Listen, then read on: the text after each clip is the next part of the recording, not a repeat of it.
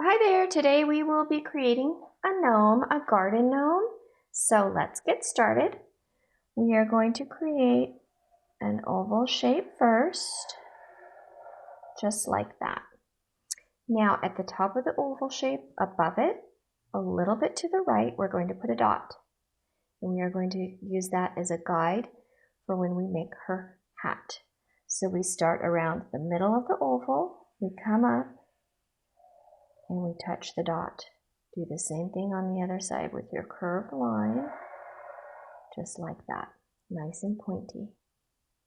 Now what we're going to do is we are going to work on the inside of her face, and we're going to make her a little bit of hair. So you're making kind of like little V's. And then her eyes are kind of wide set and low on her face.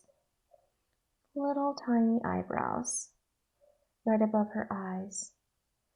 Little tiny nose and a smile to the side. Oh, she's already looking very cute.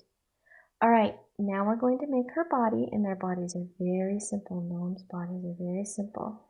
So you come down, soft edges, and then you come back up. For her arms, you come out from the close, and then you close it up at the bottom, just like this. And you put little semicircles for her hands.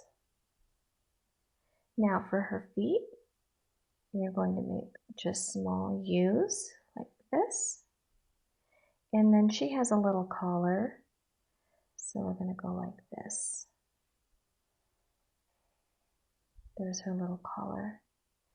Now, in the garden, we see mushrooms a lot, so we're going to make her a little mushroom, and I do have a video for a mushroom if you'd like to take a look at it. So there's the stem of the mushroom, and then the football shape, and then the little lines underneath. Now, this is pretty small. I'm not sure if the camera's picking it up, but I'll make it anyways. With some dots and a little bit of grass sticking out from the mushroom. There you go. There's your little garden gnome. Thanks for watching. Bye.